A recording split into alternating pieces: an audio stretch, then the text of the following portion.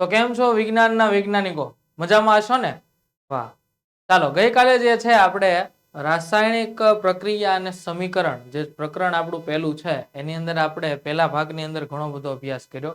ત્યારબાદ બીજા ભાગની અંદર પણ જે છે આપણે રાસાયણિક સમીકરણ હોય એને કઈ રીતે લખવું ત્યાં સુધીનો જે છે આપણે અભ્યાસ બધો કર્યો. હવે આજના ભાગની અંદર ગઈકાલે છેલ્લે આપણે ત્યાં સુધી વાત થઈ હતી છેલ્લા ભાગની અંદર કે ભાઈ કોઈ પણ રાસાયણિક સમીકરણ હોય એ રાસાયણિક સમીકરણમાં રહેલા પ્રક્રિયકો અને નિપજો આ બંનેના તત્વોના દળ જે છે એ સમાન થવા જોઈએ. કેવા થવા જોઈએ? સમાન. અને જ્યાં સુધી આ બંનેના દળ સમાન ન થાય ત્યાં સુધી ઈ રાસાયણિક પ્રક્રિયા જે છે એ અસમતોલિત અથવા તો અસંતુલિત રાસાયણિક પ્રક્રિયા કહેવાય છે. તો સાહેબ આવી અસમતોલિત રાસાયણિક પ્રક્રિયાનું શું કરવાનું? એના માટે ગઈકાલે મેં વાત કરી હતી કે એના માટે આપણે ઈ પ્રક્રિયાને સમતોલિત કરવાની છે. શું કરવાની છે?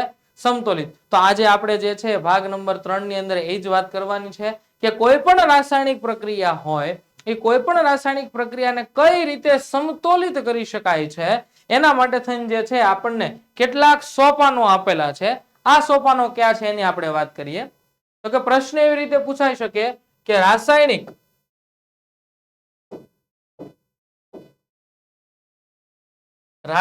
સમીકરણને સમતોલિત કરવા માટેના તબક્કાઓ અથવા તો એવું પણ લખી શકાય કે સમતોલિત કરવાના સોપાનો જણાવો. ખાસ વિદ્યાર્થીઓ ધ્યાન રાખજો, 4 માર્કની અંદર સેક્શન ડી ની અંદર જે છે આ પ્રશ્ન આવી શકે છે.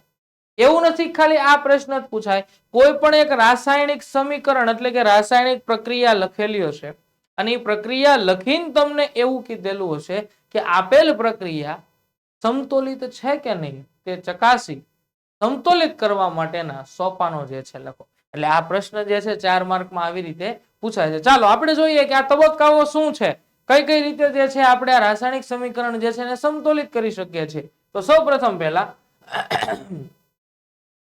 કયા નિયમનું પાલન થાય તો જે છે આ રાસાયણિક પ્રક્રિયા સમતોલિત થઈ કહેવાય? તો કે ધોરણ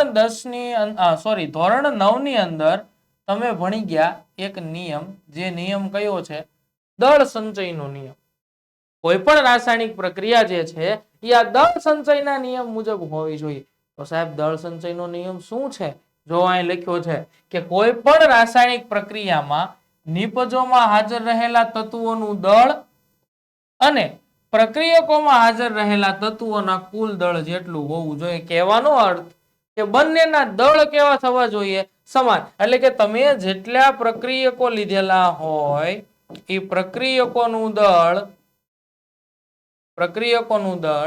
અને તેમાં વપરાતા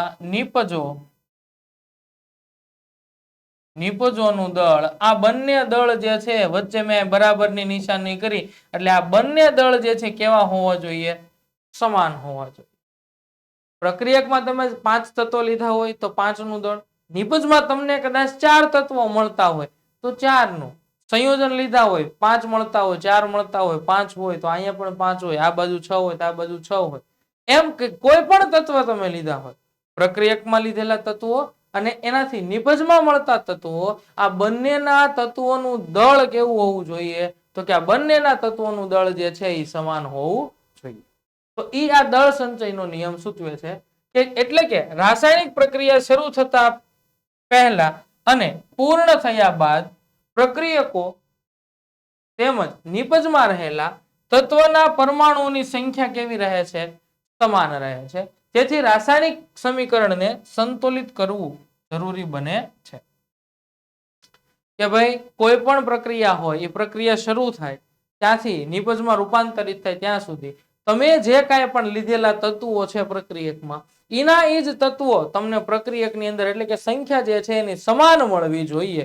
અને એ સમાન મળે અથવા તો સમાન ન થતી હોય તેને આપણે સમાન કરવી પડે, સમતોલિત કરવું પડે. એના માટે થઈને આપણને સૌપ્રથમ પહેલા જે છે અહીં એક ઉદાહરણ આપેલું છે. જો આ ઉદાહરણની અંદર સૌપ્રથમ પહેલા તબક્કા નંબર 1 આપણને આપેલો છે.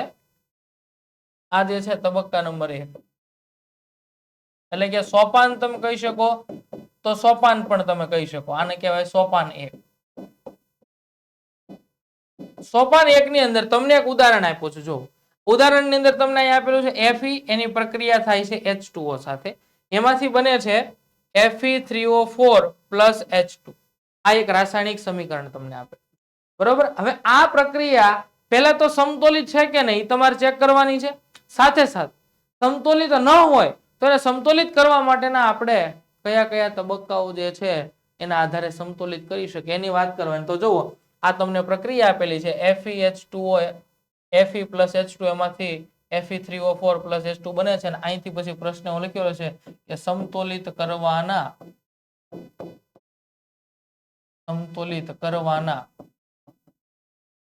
સોપાનો લખો અથવા તો તબક્કાઓ લખો. આવી રીતે આ પ્રશ્ન પૂછાય, બરોબર. કેટલા માર્ક્સમાં છે? 4 માર્ક્સમાં પૂછાય, બરોબર. એના માટે આ રાસાયણિક સમીકરણને સંતુલિત કરવા માટે તબક્કાઓ નીચે મુજબ છે. તબક્કા નંબર 1, બરોબર, કે રાસાયણિક સમીકરણને સમતોલિત કરવા માટે સૌપ્રથમ દરેક સૂત્રની ફરતે આ જો યલો કલરનું તમને શું દેખાય છે? બોક્સ. દરેકની ફરતે શું કરવાના? બોક્સ. આખી રાસાયણિક પ્રક્રિયામાં જ્યાં જ્યાં સૂત્ર આપેલા હોય એ દરેક સૂત્રની ફરતે તમારે બોક્સ કરી દેવાના છે. શું કરી દેવાના છે? બોક્સ. હવે આપણને એમ થાય સાહેબ આ બોક્સ શું કામ કરવા? તો કે આ લક્ષ્મણ રેખા જેવું કામ કરે છે. કોની જેવું કામ કરે છે આ બોક્સ જે છે? યાદ રાખવા માટે બેટા શબ્દ યાદ રાખો, લક્ષ્મણ રેખા જેવું કામ કરે છે. તો આપણને એમ થાય કેમ? તો કે લક્ષ્મણ રેખા ગાળીને લક્ષ્મણજીએ છે માતા સીતાને કીધું તો કે આની 12 પગ તમે મૂકતા નહીં. એમ આપણે આ જે છે એ તત્વો જે છે એ તત્વોની સંખ્યા સમાન કરવા માટે આપણે આની અંદર કઈક સુધારાઓ વધારા કરવા પડે છે. તો એ સુધારા વધારાઓ ક્યાં કરવા? તો કે સુધારા વધારા જે કાંઈ પણ કરવા એ આ બોક્સની બહારની બાજુએ કરવા, બોક્સની અંદરની બાજુએ કોઈ પણ સુધારો ચાલે નહીં.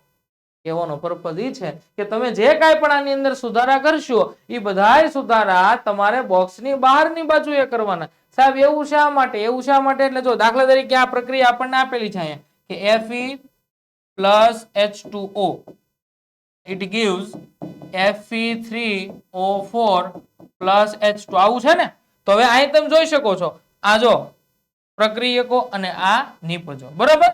હવે શા માટે બોક્સ કરવું? એના માટે છે જો તો કે અહીંયા Fe ની સંખ્યા કેટલી છે નિપજમાં? 3 દેખાય છે? તો કે હા. પ્રક્રિયકમાં Fe ની સંખ્યા 1 જ હશે. તો કોઈક વધારે બુદ્ધિશાળી વિદ્યાર્થીઓ જે હશે એ શું કરે? તો કે અહીંયા મૂકી દે સાહેબ, અહીંયા 3 મૂકી દો, હાલો કે 3 થઈ ગયો. આવું ચાલે નહીં, કારણ કે કેમિસ્ટ્રી આને સ્વીકારતું નથી. સુધારો અહીંયા કર્યો એમ હાલે નહીં. સમજાય છે? તો તમારે સુધારો કરવાનો થાય તો સુધારો ક્યાં કરવાનો? આ બોક્સની બહાર કરવાનો. અને બોક્સની બહાર કરવા માટે જ તમને પહેલા કહી દીધું કે ભાઈ દરેક સૂત્રની આસપાસ તમારે શું બનાવી દેવાનું છે? તો કે દરેક સૂત્રની આસપાસ એક બોક્સ બનાવી દેવાનું છે. તબક્કા નંબર 1, સૌપ્રથમ પહેલા શું કરવાનું?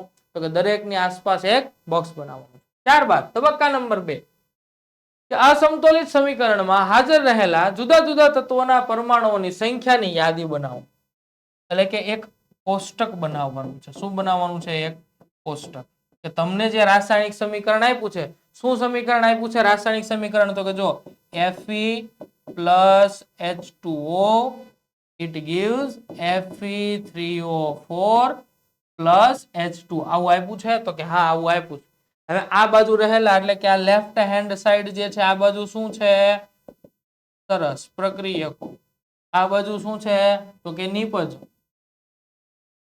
બરોબર.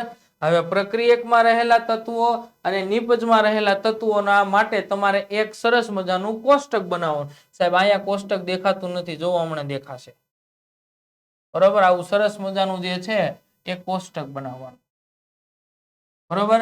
આ કોષ્ટકની અંદર સૌપ્રથમ પહેલા તમારે ઉપર લખવાનું તત્વની સંજ્ઞા, બરોબર. અહીંયા તત્વની સંજ્ઞા એવું લખવાનું, બરોબર.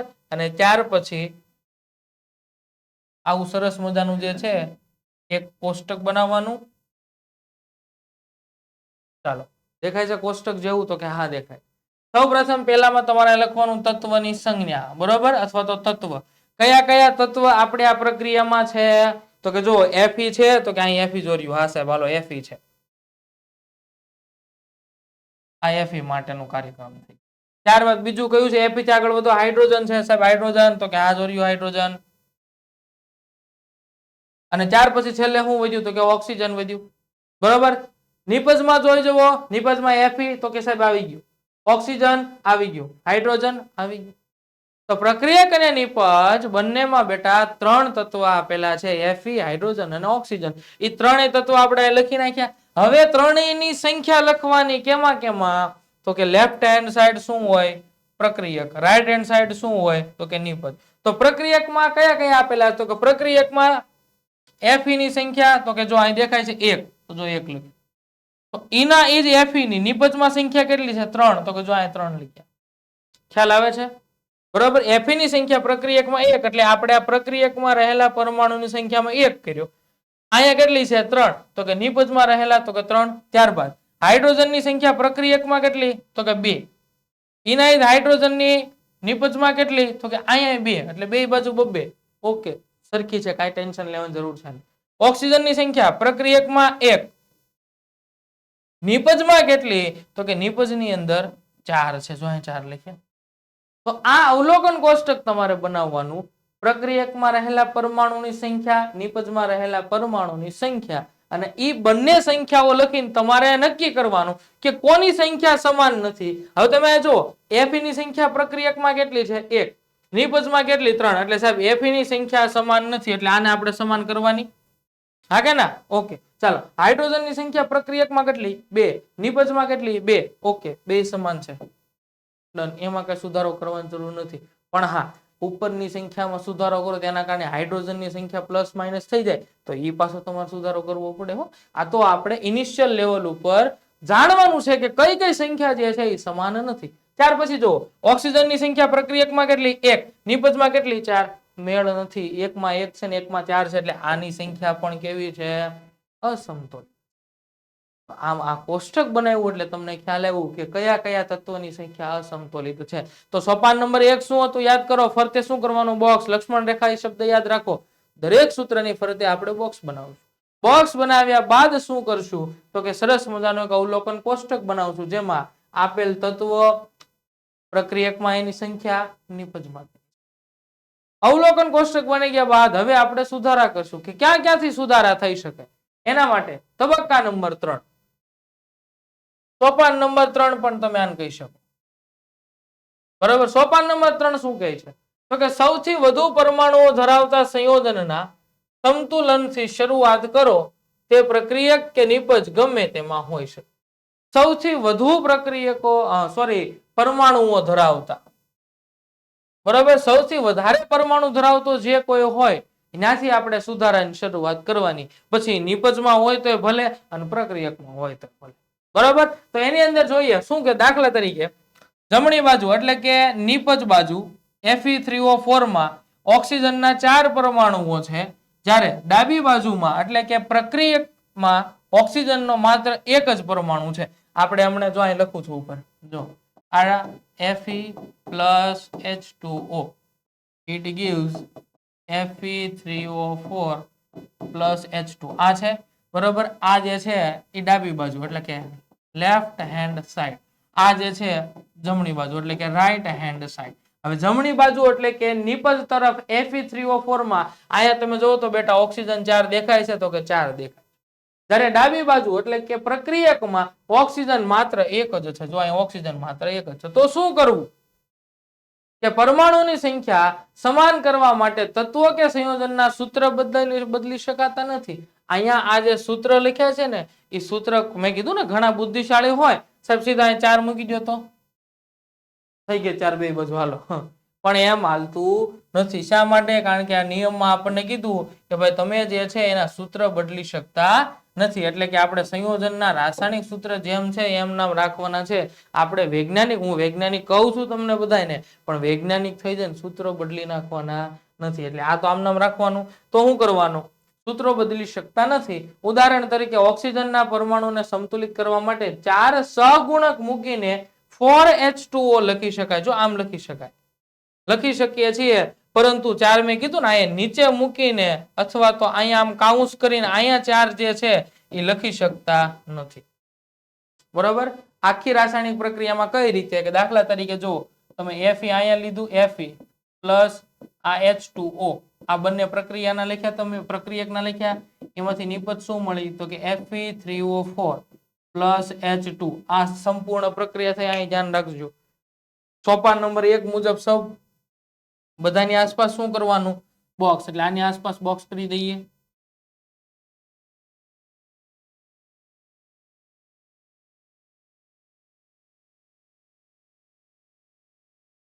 હવે જે કાંઈ પણ સુધારા કરવાના બોક્સની બહાર કરવાના એના માટે જે છે આપણે મેં પહેલા જ કીધું સૌથી વધારે ઓક્સિજનની સંખ્યા છે ત્યાંથી સુધારો કરીએ તો અહીંયા ઓક્સિજન કેટલા છે નિપજમાં બેટા 4 પ્રક્રિયકમાં 1 એટલે હવે સુધારો કઈ રીતે કરી શકાય તો અહીંયા તમારે એક શબ્દ મૂક્યો છે સહગુણક. સહગુણક એટલે કે એને સાથે આગળની બાજુ ગુણી શકાય એને સહગુણક કહેવાય.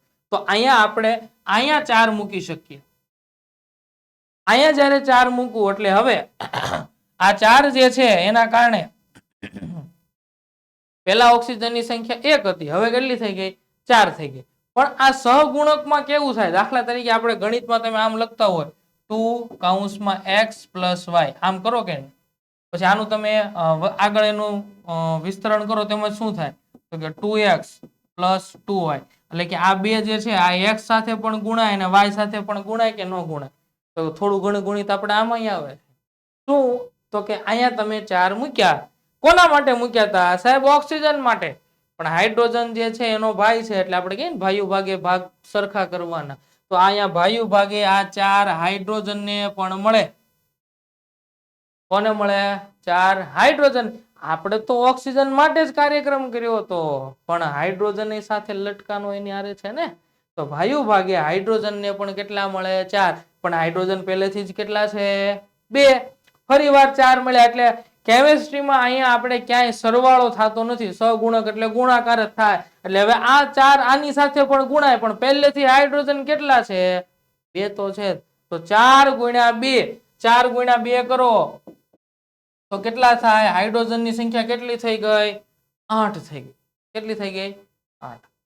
તો મેં તમને પહેલા કીધું હતું ને કે જેમ તમે સંખ્યાનો સુધારો કરશો એમ તત્વોની સંખ્યા થોડીક પ્લસ માઇનસ ઉપર નીચે થાય પણ આપણે બધી સરખી કરવાની છે. તો બેટા તમને ખ્યાલ આવી ગયો સોપાન નંબર 3 માં કઈ રીતે સુધારો કરી શકાય. શબ્દ યાદ રાખજો સહગુણક મૂકીને.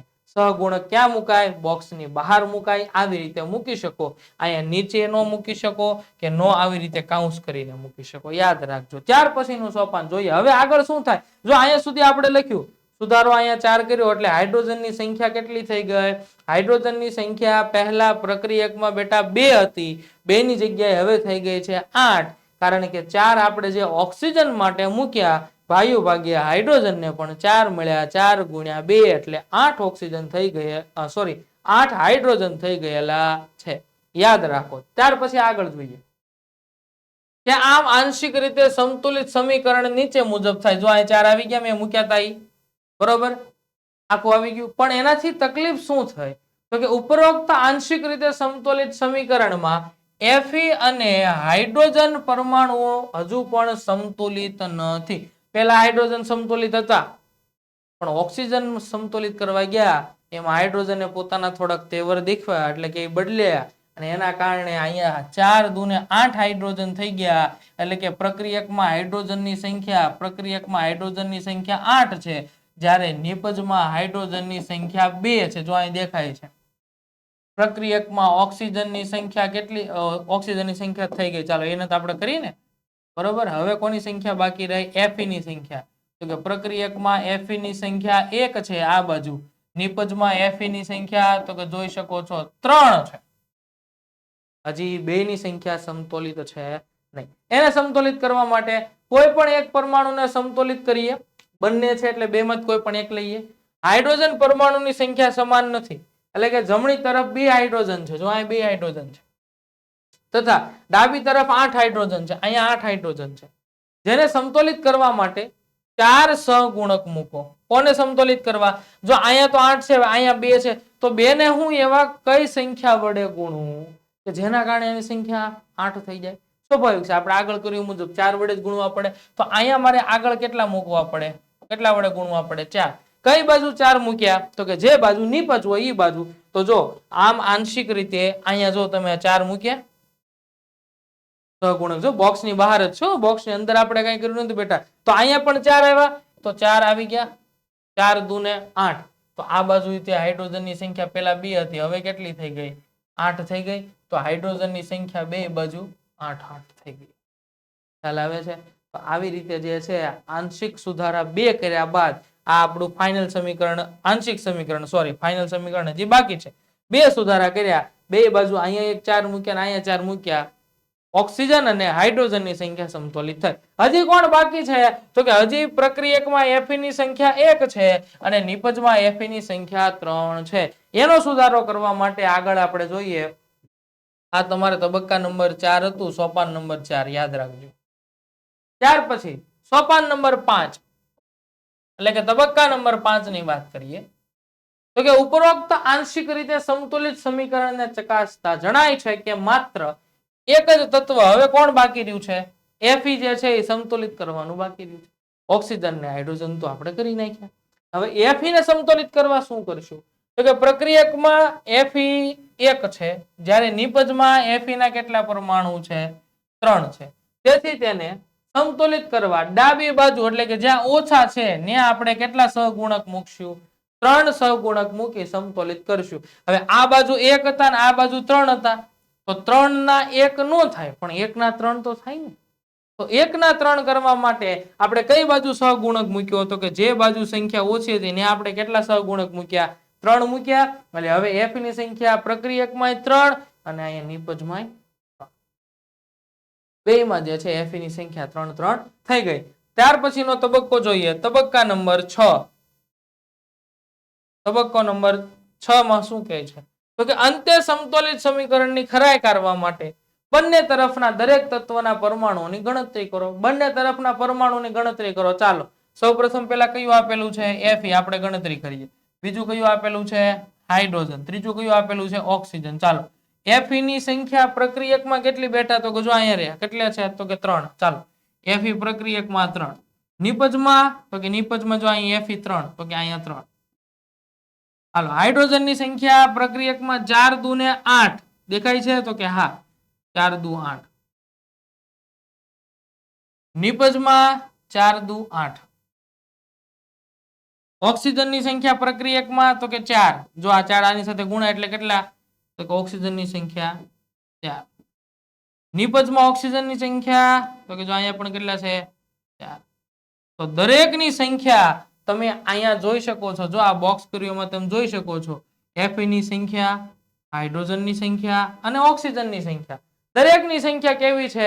તો કે દરેકની સંખ્યા જે છે ખરાઈ કરવા માટે આપણે ચકાસ્યું તો ખબર પડી કે દરેકની સંખ્યા હવે પ્રક્રિયક અને નિપજમાં કેવી થઈ ગઈ છે?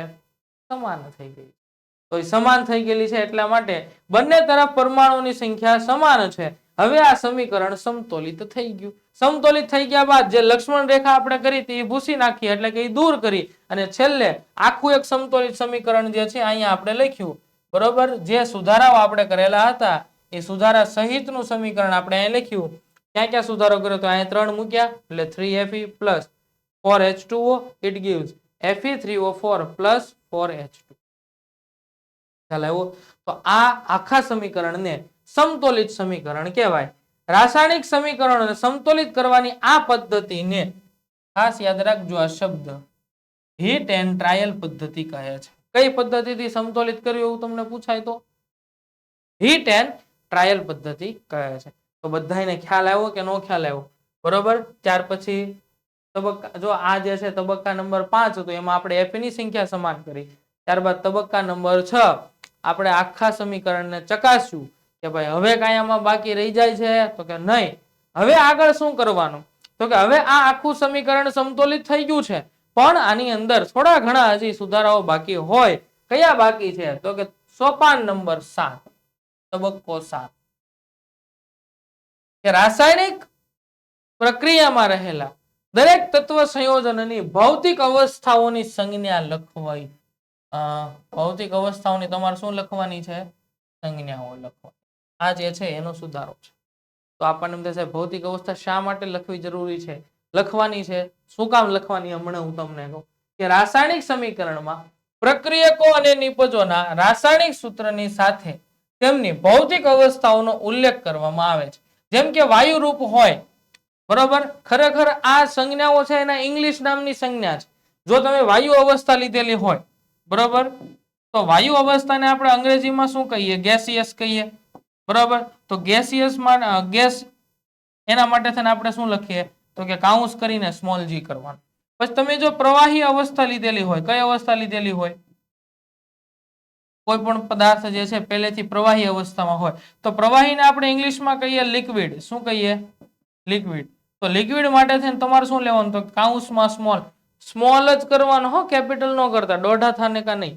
લિક્વિડ એટલે કે એલ. ત્યાર પછી આવે ઘન અવસ્થા, બરાબર. ઘન અવસ્થાને ઇંગ્લિશમાં કહેવામાં આવે સોલિડ. શું કહેવામાં આવે? સોલિડ. સોલિડ માટે તમારે શું કરવાનું? કાઉન્સમાં સ્મોલ એસ લખવાનું. તો સાહેબ હવે એવી પણ અવસ્થા હોય કે દાખલા તરીકે તમને એક ગ્લાસ છે, ગ્લાસ આપીને એમાં કીધું આમાં પાણી છે, તો આપણે કીધું ઓકે પાણી છે, પણ એની જ ગ્લાસમાં તમે ભાળો છો એમ તમારી સામે 2 ચમચી ભરીને મીઠું નાખ્યું, હલાવી નાખ્યું, હવે તમને કે આ પાણી છે, તમે માનો? હવે થોડું માનીએ, ખારું લાગે, ખબર પડે આને હું ભાળું છું, 2 ચમચી મીઠું નાખીને ઓગાળ્યું, તો હવે એને શું ગણવું?